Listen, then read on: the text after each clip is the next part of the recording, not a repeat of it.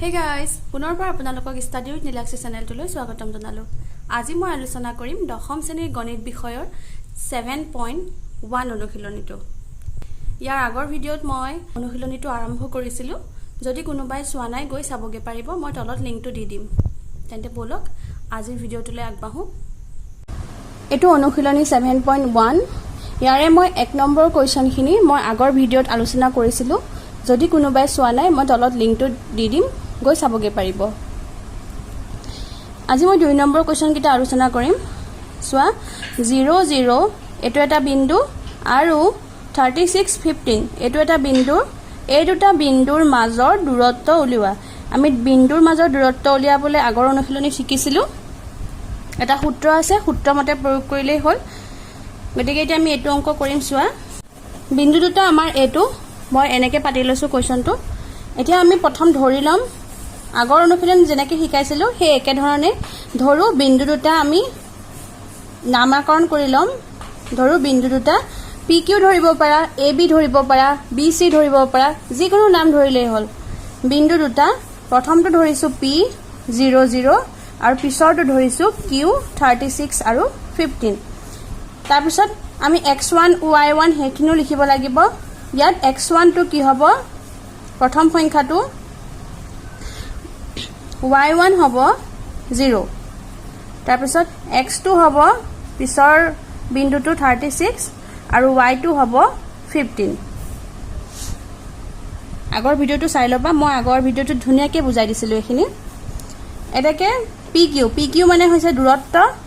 দূৰত্বৰ সূত্ৰটো আছিল এইটো x2 - x1 whole square plus y2 - y1 whole square. এটা মানবোৰ পঢ়াই দিও। 36 - 0 whole square plus y2 - y1 15 - 0 whole square. 36 পৰা 0 গলে 36 হ'ব। 36 স্কয়াৰ প্লাস 15 স্কয়াৰ। এতিয়া 36ক আমি স্কয়াৰ কৰিম, অৰ্থাৎ 36 দুটা পূৰণ কৰিব লাগিব। 37 আৰু 37 পূৰণ কৰিবা। আমি কি পাম? 1296 প্লাস 15ক এবাৰ স্কয়াৰ কৰিব লাগিব। 15ক স্কয়াৰ কৰিলে আমি কিমান পাম? 225 225। এবাৰ এই দুটা যোগ কৰিব লাগিব। যোগ কৰিলে আমি কিমান পালো? 1521। কাষত কৰি লবা, তোমালোকে কাষত কৰি চাবা। এতিয়া চোৱা 1521 নো আমি বৰ্গমূল কেনেকৈ পাম? বৰ্গমূল উলিওৱা এটা নিয়ম আছে, ক্লাছ 8ত শিকিছিলা চাগে। উৎপাদক উলিয়াও কৰিব পাৰা, কিন্তু বৰ্গমূল উলিয়াও এটা নিয়ম আছে। 1521 প্ৰথমে চাবা সংখ্যা কেইটা আছে, সংখ্যাটোত অংক কেইটা আছে। ইয়াত আছে 4টা সংখ্যা, গতিকে আমি দুটা দুটাকে ল'ব পাৰিম।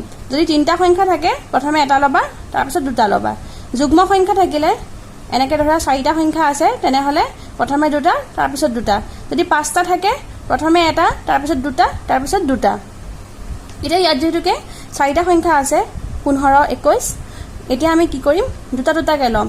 এতিয়া 15ক এনেকুৱা এটা সংখ্যা দি আমি হৰণ কৰিব লাগিব যাতে সেই দুইটা সংখ্যা একে হয় আৰু আমি 15 নাপালেও 15 থেকে সৰু সংখ্যা পাও নেকি চোৱা।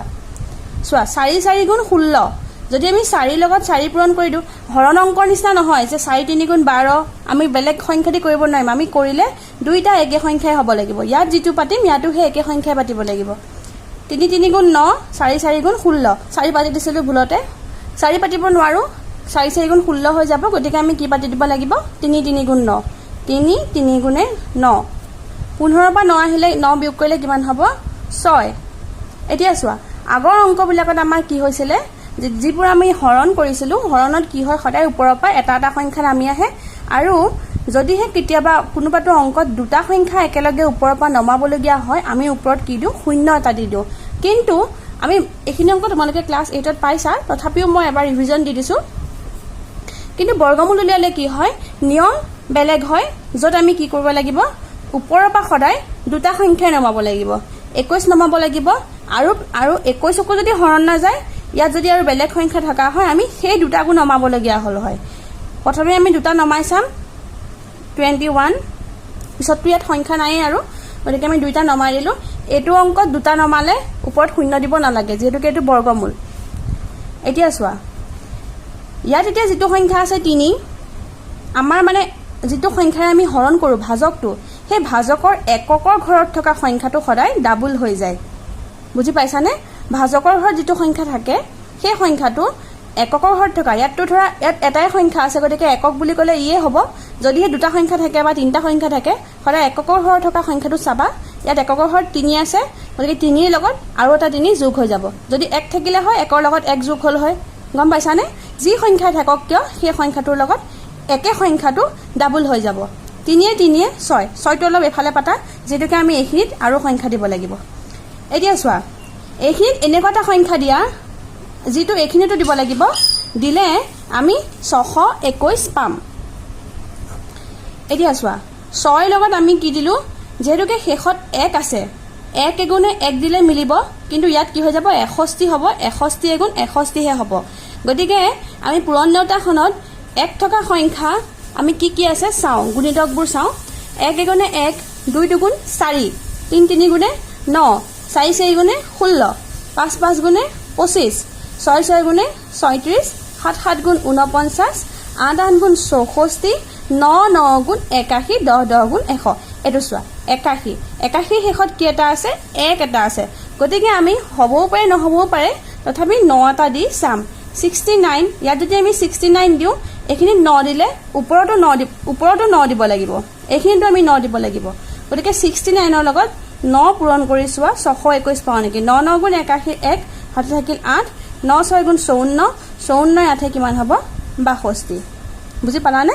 গতিকে আমি কি পালোঁ, 621। চ' আমি এইখিনিতো 9 দিম, এইখিনিতো 9 দিম, আমি কিমান পালোঁ, 39। আমাৰ বৰ্গমূলটো কিমান হ'ব, অৰ্থাৎ 1521ৰ বৰ্গমূল আমি কিমান পালোঁ, 39। বুজিলানে? ক্লাছ 8ত এনেকুৱা অংক পাইছিলা।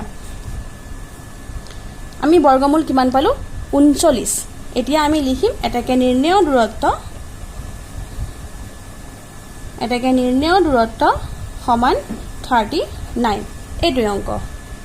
অংকটো চোৱা, 3 নম্বৰটো 1 5 2 3 আৰু -2 -11, এইটো একোটা একোটা বিন্দু।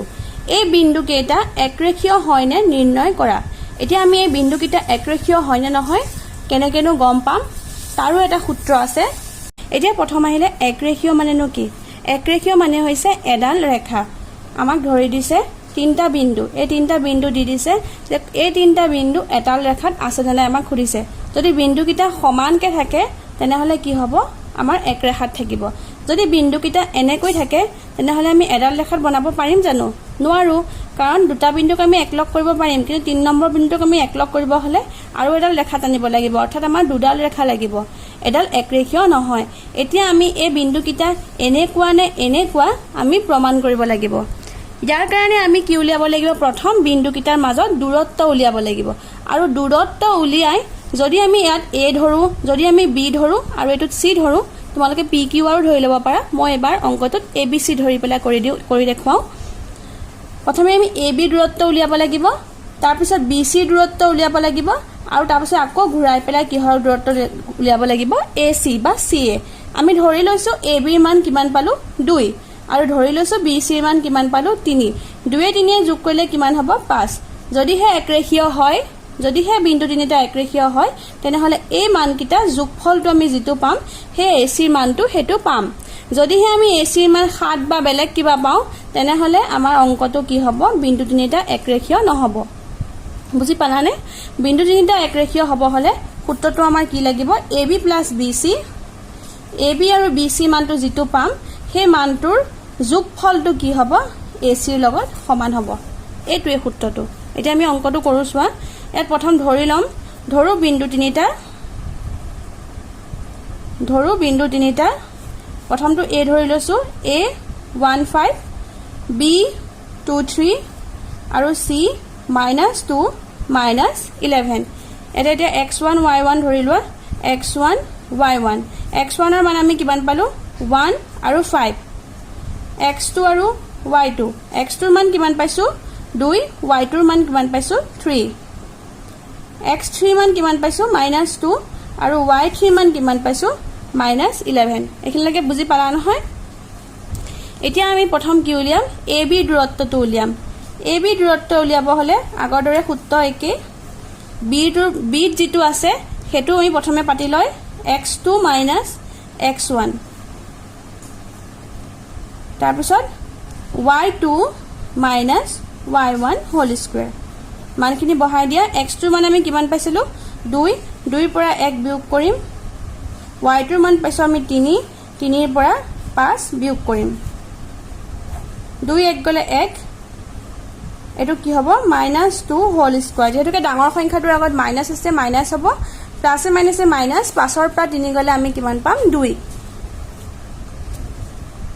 মই এখিনটা কৰি দিছো চোৱা 1 ক স্কয়াৰ কৰিলে 1 পালো -2 ক স্কয়াৰ কৰিলে আমি 4 পাম মাইনাস ক স্কয়াৰ কৰিলে প্লাস হৈ যায় 1 4 5 5 ৰ আমি বৰ্গমূল নাপাও গতিকে আমি অংকটো এখিনিতে কি ab দূৰত্ব আমি কিমান পালো √5 একক নেক্সট আমি উলিয়াম bc দূৰত্ব bc দূৰত্ব উলিয়াবলে কি কৰিব লাগিব c বিন্দুটো যেটো মান আছে x3 আমি x3 ধৰিছিলো x3 ৰ পৰা কি বিয়োগ কৰিব লাগিব b বিন্দুত থকা সংখ্যাটো x2 x3 ৰ পৰা y2 বিয়োগ কৰিম আৰু y3 ৰ পৰা y2 বিয়োগ কৰিম x3 - x2 whole square plus y3 - y2 whole square মানকিটা বহাই দিম x3 জায়গাত আছে -2 হোল স্কয়াৰ y3 জায়গাত আছে -11 -3 হোল স্কয়াৰ এটা সোয়া মাইনাসে মাইনাসে প্লাস কি হৈ যাব -4 হোল স্কয়াৰ প্লাস এটো হ'ব -14 হোল স্কয়াৰ মাইনাসে মাইনাসে প্লাস 4 কি স্কয়াৰ কৰিলে 16 কৰিলে আমি কিমান পাম 196 এটা এটোটা যোগ কৰিলে আমি কিমান পাম 212 তে 212 বৰ্গমূল আমি কেনেকৈ পাম যেটো মই হৰণ নিয়মত শিকাই দিছিলো তেনেকৈও কৰিব পাৰা আৰু উৎপাদক উলিয়াইও কৰিব পাৰা 212 উৎপাদক কিমান হ'ব শেষত 2 আছে 2 এ আমি হৰণ কৰিম 2 * 2 শূন্য আহিলে এনেকৈ শেষত থকা অংক শেষত যেটো সংখ্যা থাকে অংক থাকে সেই অংকটোৰ পৰা আমি নিৰ্ধাৰণ কৰিব পাৰো কোনটো সংখ্যা দি আমি হৰণ কৰিম এই নিয়মটো বিভাজ্যতাৰ নিয়ম কয় মই আগতে ভিডিঅত বুজাইছিলো যদি কোনোবাই চোৱা নাই মই লিংকটো দি দিম চাব পাৰিবা ইয়াত শেষত 2 আছে গতিকে আমি 2 ৰে হৰণ কৰিব পাৰিম 2 * 2 2 6 * 12 কৰিবলৈ হলে আমি 12 টোক একেবাৰতে লৈছো মাজত যেহেতুকে 1 টোক আমি নললো সো আমি কি দিলো মাজত শূন্য এটা দি দিলো 2 6 * 12 2 5 * 10 2 3 * 6 আমি কি পালো 2 আৰু 2 2 * 2 * 53 সো 53 আৰু একো সংখ্যাৰে হৰণ না যায় গতিকে যেহেতুকে আমি দুটা 2 পালো এই দুটা 2 বাহিৰলৈ গুচি আহিব দুটা 2 জায়গাত এটা 2 আহিব আৰু ভিতৰত কি থাকিলে 53 আমি BC ৰ দূৰত্ব কিমান পালো 2√53 একক আমি AC ৰ উলিয়াম ঠিক তেনেকৈ AC ৰ কি হ'ব চোৱা C বিন্দুটোত আমি x3 ধৰিছিলো x3 আৰু y3 সো x3 ৰ পৰা A বিন্দুটোত আছে 15 x3 ৰ পৰা x1 বিয়োগ হ'ব আকৌ y3 ৰ পৰা y1 বিয়োগ হ'ব সূত্ৰটো হ'ব এনেদৰে x3 - x1 হোল স্কয়াৰ মানে তোমালোকে যেটো ধৰিছা AC ধৰিছা নহয় এই C বিন্দুটো যেটো আছে হেতু চাবা সদায় x3 - x1 whole square plus y3 - y1 whole square -2 - 1 whole square y3 মান আছে -11 আৰু y1 ৰ মান আছে -5 হোল স্কয়াৰ এটো মাইনাস হ'ব -3 whole square plus -16 whole square square কৰিলে আমি পাম 256 √265 এতিয়া চোৱা 265ক আমি বৰ্গমূল উলিয়াব পাৰো নেকি যদি আমি 5 ৰে কৰো শেষত যেটোকে 5 আছে আমি 5 ৰে হৰণ কৰিব পাৰিম 5 5 * 25 5 * 5 আমি পালো 51 51ক এবাৰ 3 এ কৰিব পাৰিম যেটোকে 5 এ 6 মই আগতে শিকাইছিলো বিভাজ্যতাৰ নিয়মত যে যিকোনো এটা সংখ্যাটো তুমি যোগ কৰি চোৱা অংককিটা যোগ কৰি চোৱা 5 এ 6 গতিকে আমি 3 এ হৰণ কৰিব পাৰিম যেটোকে আমি 6ক 3 এ হৰণ কৰিব পাৰো 3 * 3 4 5 2 এটা ইপিনে গল 3 7 * 21 আমি কি পালো 5 পূৰণ 3 পূৰণ 17 এতিয়া চোৱা 5 আমি এটাই পাইছো 3 ও এটাই পাইছো 17 ও এটাই পাইছো 17ক আৰু একো সংখ্যাৰে হৰণ না যায় গতিকে 265ক একো সংখ্যাৰে আমি বৰ্গমূল নাপাম যেহেতুকে 5 এটাই পালো 3 ও এটাই পালো যদি দুটা পোৱা হয় আমি এটা বাহিৰত আনিব পাৰিলো হয় আমি অংকটো এখিনিতে থৈ দিম আমি কি পালো AB ৰ মান কিমান পালো √5 BC ৰ মান কিমান পালো 2√53 আৰু AC ৰ মান কিমান পালো 265 এইকিটা মান আমি পালো এতিয়া চোৱা AB আৰু BC যোগ কৰিলে কোনোপধ্যে আমি AC নাপাওঁ আৰু যোগ কৰিবলৈ হলে সদায় ৰুট কিটা মিলি থাকিব লাগিব ইয়াত আছে 5 ইয়াত আছে 53 ইয়াত আছে 265 ৰুট যেতিয়া মিলি থাকে তেতিয়াহে আমি যোগ কৰিব পাৰিম এতিয়া আমি যোগ কৰিব নোৱাৰিম গতিকে হ'ব যেহেতু AB plus BC not equal to AC বুজি পালানে AB আৰু BC যোগ কৰিলে AC মান আমি নাপাওঁ এটাকে কি হ'ব বিন্দু তিনিটা এক ৰেখীয় বিন্দু তিনিটা এক ৰেখীয় নহয় বুজি পালানে যেহেতুকে AB আৰু BC যোগ কৰিলে আমি AC নাপাওঁ এটাকে বিন্দু তিনিটা এক ৰেখীয় নহয় নেক্সট কোৱেশ্চনলৈ আহা 4 নম্বৰ কোৱেশ্চনটো চোৱা 5 minus 2 6 4 আৰু 7 minus 2 বিন্দু কেইটা এটা সমদ্বিবাহু ত্ৰিভুজৰ শীৰ্ষবিন্দু হয় নে নহয় পৰীক্ষা কৰা এতিয়া আহিলে সমদ্বিবাহু ত্ৰিভুজনো কি চোৱা এনেকুৱা ধৰণৰ কোৱেশ্চন যেতিয়া আহিব সদায় প্ৰথমটো আমি দূৰত্ব উলিয়াব লাগিবই তাৰ লগতে আমি কিছুমান ৰুলো মনত ৰাখিব লাগিব যেনেকৈ এক ৰেখীয় হ'বলৈ হলে কি মনত ৰাখিব লাগিব যে দুটা বাহু দূৰত্ব যোগ কৰিলে আমি তৃতীয় বাহুটোৰ মান পাব লাগিব তৃতীয় বিন্দুটোৰ মান পাব লাগিব AB plus BC equal to AC ঠিক তেনেকৈ এবাৰ আহিলে সমদ্বিবাহু দূৰত্বটো উলাব লাগিবই তাৰ লগত আহিব সমদ্বিবাহুৰ ত্ৰিভুজৰ আমি সূত্ৰটো কি আছিল সমদ্বিবাহু ত্ৰিভুজ আমি সৰুতে পাইছিলো সমদ্বিবাহু ত্ৰিভুজ মানে হৈছে দুডাল বাহু মান সমান যদি আমি ত্ৰিভুজটো ধৰো ABC তেনেহলে কি হ'ব হয় AB ৰ লগত BC সমান হ'ব লাগিব নতুবা AB ৰ লগত AC সমান হ'ব লাগিব অৰ্থাৎ যিকোনো দুটা বাহু মান মানে সমান হ'ব লাগিব সমদ্বি ডি মানে দুটা বাহু সমদ্বি বাহু অৰ্থাৎ সমান দুটা বাহু হয় AB equal to BC হ'ব লাগিব নতুবা AB ৰ লগত AC সমান হ'ব লাগিব আৰু নহবা BC ৰ লগত AC সমান হ'ব লাগিব মানে ত্ৰিভুজটো যিকোনো দুটা বাহু ইয়াত তিনডাল বাহু আছে আমি যিকোনো দুটা বাহু সমান পালে আমি গম পাম যে এটো সমদ্বিবাহু ত্ৰিভুজ হয় এতিয়া প্ৰথমে দূৰত্বকিটা উলিয়াই লম দূৰত্বকিটা উলিয়াই যদিহে দুটা দূৰত্ব সমান হয় তেনেহলে আমি গম পাম হেতু সমদ্বিবাহু ত্ৰিভুজৰ বিন্দু হয় ধৰি লম ধৰি ললো বিন্দু তিনিটা বিন্দু তিনিটা আমি মান ধৰি লৈছো ABC ধৰিছো A হ'ব কি 5 minus 2 B হ'ব 6 4 আৰু C হ'ব 7 minus 2 5 minus 2 6 4 7 minus 2 এই বিন্দু কিটা এতিয়া আমি x1 y1 ধৰিম x1 y1 আমাৰ কি আছে 5 minus 2 নেক্সট আমি x2 y2 ধৰিম x2 আছে কিমান 6 y2 আছে 4 x3 আছে 7 আৰু y3 কিমান আছে -2 এটা আমি ফাৰ্ষ্টতে AB দূৰত্ব উলিয়াম AB দূৰত্ব উলিয়াবলৈ হলে x2 ৰ পৰা x1 বিয়োগ কৰি বৰ্গ উলিয়াব লাগিব y2 ৰ পৰা y1 এটোৱে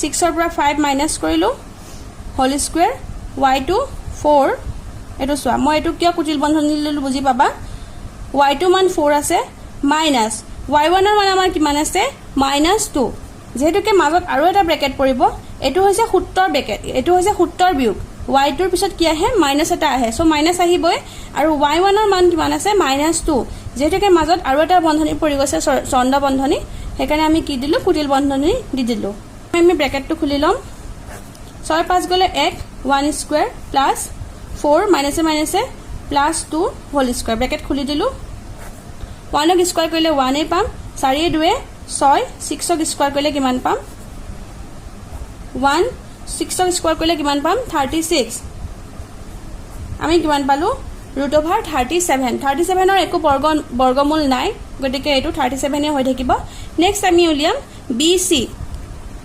BC সূত্ৰটো উলিয়াম সোৱা BC কি আছে C বিন্দু আমি কি ধৰিছিলো x3 গতিকে x3 ৰ পৰা x2 বিয়োগ কৰিম প্লাস y3 ৰ পৰা x3 মান আছে 7 তাৰ পিছত 7 ৰ পৰা 6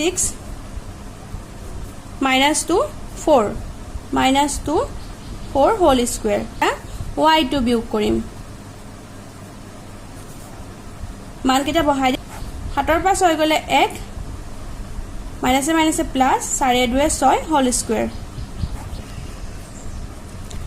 1 plus 36 equal to 37 সো আমি দুটা বিন্দুৰ মান √37 পাই গলো পিছৰ বিন্দুটো যিয়ে উলাওক যেহেতুকে দুটা বিন্দু আমি 37 পাই গ'লো তাৰ মানে আমাৰ অংকটো শুদ্ধ হৈছে তথাপিও মই AC টো উলিয়াই দিছো চোৱা AC টো উলিয়াই লবা কোনোবাটো ক্ষেত্ৰত এই দুটা মান সমান নহবও পাৰে লাষ্টৰটো মানো সমান হৈ যাব পাৰে AC তেনেকে কি হ'ব x3 - x1 whole square plus y3 - y1 whole square হাতৰ পাঁচ গলে 2 হোল স্কয়াৰ -2 - +2 হোল স্কয়াৰ এটো চোৱা 2 দুগুণে 4 হৈ যাব এটো চোৱা -2 + 2 কেনসেল হৈ যাব গতিকে ইয়াত কি হৈ যাব 0 স্কয়াৰ হৈ যাব 0 স্কয়াৰ মানে আমি ইয়াত কি পালো 4 পালো আৰু √4 ৰ বৰ্গমূল কিমান 2 2টো বাদে দিয়া AC মানটো আমাক নালাগে যেহেতু এই দুটা মান মিলিয়ে গল এতিয়া চোৱা আমাক কৈছে সমদ্বিবাহু ত্ৰিভুজ বুলি কৈছে গতিকে সমদ্বিবাহু ত্ৰিভুজত আমাৰ কি লাগিব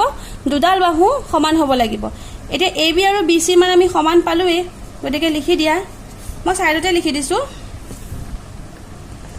মই এখিনতে লিখি দিছো চোৱা যে যেহেতু AB = BC সমান কিমান পালো √37 AB মান কিমান পালো আমি √37 BC মানো কিমান পালো √37 যেহেতু AB আৰু BC AB সমান BC সমান √37 এটাকে বিন্দু